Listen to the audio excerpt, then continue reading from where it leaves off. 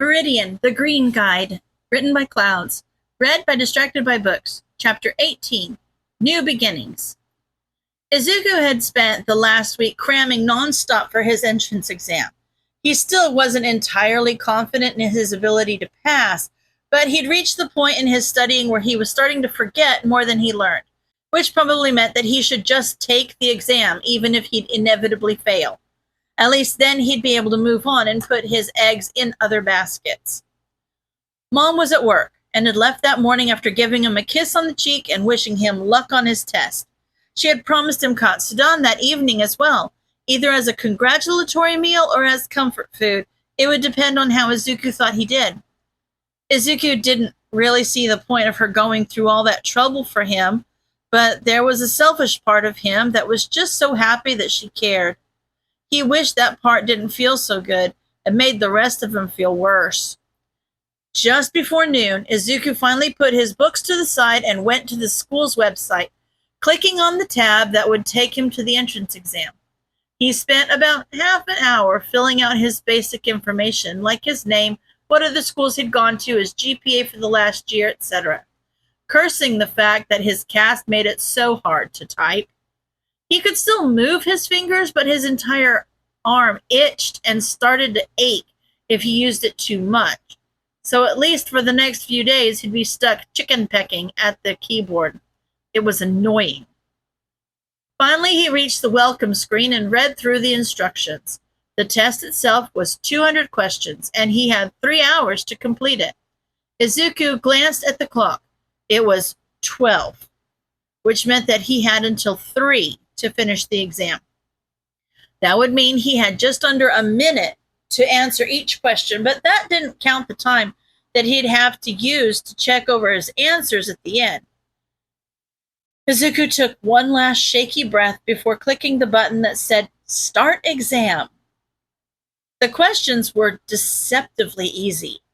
Izuku had assumed that he'd have to rush to complete each question in under a minute, but he was able to answer most questions almost instantly, which gave him more time on the more difficult questions, like the ones in the math section. If Izuku wasn't freaking out about the fact that his entire future depended on him doing well on this test, he'd almost say it was fun? Was that weird? He could almost hear Kachan telling him that he was a damn nerd. Before he knew it, Izuku had answered every single question. He sighed in relief and looked at the clock. It was now 1:25, which meant he still had... Wait a minute. Izuku felt a cold wave of anxiety wash over him. How long did he have again? Izuku knew it had a 3 in it. But did that mean he had 3 hours? Or was it 1 hour, 30 minutes? How long was he supposed to spend? He couldn't have finished in under half the time, so it must have just been an hour and a half, which meant that he only had... Izuku looked over at the clock again and started freaking out. It was 1:28. He only had 2 minutes. He didn't have any time to look over his answers. But if he didn't look over his answers, he wouldn't have a chance to change any of his answers, which meant he had no chance of passing, unless he really did have a full 3 hours. But if he didn't have a full 3 hours and tried to go back and check his answers, then he'd miss the deadline and fail by default. But if he didn't check his answers, then he wouldn't pass. How long did he have? Was it 3 hours or an hour and a half? Izuku glanced at the clock one last time. 1:29? It was better safe than sorry, right? Wasn't it better to get half the questions wrong than turn it in late? Izuku flailed as he scrambled to press submit, then frantically froze as he realized what he'd just done. What had he just done? This was terrible. He hadn't even checked any of his answers. His eyes stung as he tried to hold back his tears. It looked like Mom's katsudan was going to be a comfort meal after all. Shota curled up in the corner of the staff room at lunch and scrolled through the obituaries. He vaguely knew that he was just making things worse for himself, but he couldn't help checking every day.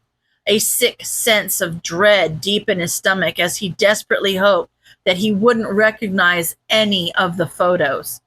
Not that he'd ever seen Viridian without the mask, but he knew that the kid was young and had green hair, plus the fact that suicide would be listed as the cause of death would be a dead giveaway. When the kid hadn't shown his face for a few days, Shota had hoped that he had finally taken some time off to heal from some of his injuries. He'd thought that maybe the kid had actually grown a small sense of self-preservation. But that only went so far. And it had now been over a week since Shota had last seen Viridian. He'd even checked with Amplifier and Rocklock, but neither of them had seen him. And Tsukashi said that no one matching Viridian's description had been found dead from a villain fight. Even some of the other nocturnal heroes were starting to ask about the missing problem child, and they didn't even run into Viridian that often in the first place. Shota really hoped that Viridian's sudden disappearance didn't mean anything, that maybe the kid's parents had somehow found out about his nightly activities and that they'd forced him to stop, or maybe that he'd just gotten bored, but deep down he knew that wasn't the case. The problem child had thrown himself headfirst into vigilantism to the point where he had become entrenched in the city's hero scene in only a few months. And the kid seemed to enjoy it, so Shota couldn't imagine that he'd ever give that up. Not unless... He shook his head and put away his phone. It wouldn't do any good to worry himself into exhaustion. The most he could do was keep an eye on the obituaries and hope to every deity he knew that Viridian hadn't decided that suicide by villain was taking too long. Maybe he was just reading too far into things, and Viridian's mental health wasn't nearly as bad as it seemed, and he was just out of town. But if he was just out of town, then why hadn't he given any warning before disappearing? Shota groaned and stretched as he emerged from his cocoon to get ready for his next class. Thankfully, his current class had responded well to his logical ruse, and he hadn't had to permanently expel that many of them. So he still had quite a few students who were actually showing promise now that they were taking things seriously. He just needed to remind himself that he had more than enough brats to worry about without fretting about the problem child. Didn't make things any easier, but it was the most logical course of action. "Hey, Shota!" Mike's yell made him flinch and wish he'd actually gotten a nap. "You look like a mess. Is something on your mind?" "Doesn't he always look like a mess?" Snipe asked, "What's the difference?" Shota glared at him while Midnight struggled to hold back laughter. "I can't explain it," Mike insisted, "but Shota has his normal dishevelment and his anxious dishevelment, and today it looks like he's worried about something. Is one of your students giving you trouble?" "Not one of my official ones," Shota muttered, but it didn't seem like anyone heard him. "Oh, are you gonna expel someone else?" Ectoplasm asked. "Dang, I'm going to lose the bet." Shota glared at them. "You shouldn't bet on how likely I am to expel my students." "We're not betting on if you'll expel your students," Mike yelled. "No, we're betting on when you'll expel your students," Midnight added helpfully. Shota groaned. "If you must know, I'm worried about something on my patrol. There's just a vigilante that's been hanging around, and I haven't seen him for a while. I'm just hoping nothing's happened to him, that's all." Midnight grinned. "Aw, I knew you had a heart. What are you gonna do?" "There's not much I can do," Shota grumbled. "Damn problem child." "Well," Mike said, "when he shows his face again, ground him. That'll teach him to mess with you." Shota rolled his eyes and ignored the sick sense of worry in his stomach that just wouldn't go away. He wished that he'd noticed Viridian's depression sooner. Maybe if he'd caught it before the kid had disappeared, he could have convinced the kid to get some therapy. Even if Viridian refused to go, Shota still could have found some way to help so that the kid didn't feel like he had to. Well, he just hoped it wasn't too late. But one thing was sure. If by some miracle Viridian was still alive, Shota wouldn't make the same mistake twice. After changing out of his school clothes, Katsuki walked to the address he'd found on the internet.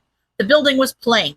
Just a community center with a shitty playground off to one side and a couple of rooms for art classes and support groups.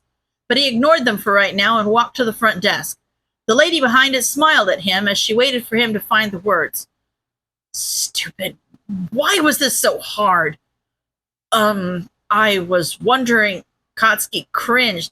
He was practically stuttering, almost like Deku. I was wondering if there was a hero named Amplifier here. I read on your website. The receptionist nodded. Sure thing. Amplifier! She called back into the offices behind her. You've got a visitor! Awesome! Amplifier was a lot bouncier than Katsuki had been expecting. Considering the program that the website said she ran, he'd been expecting her to look a lot more intimidating. What can I do for you, kid? Katsuki's mouth went dry, and the only thing that kept him from running out the door was the fact that he wasn't some shitty coward. You're the one that runs the rehabilitation group for villains on probation, right? Amplifier blinked a few times before she grinned. That's me. We meet once a week and focus on rehabilitation and personal development. It's been really effective, and we have a meeting starting in just a few minutes. But then you probably already know that, considering that you're here. Do you have a note from your probation officer? I'm not a freaking...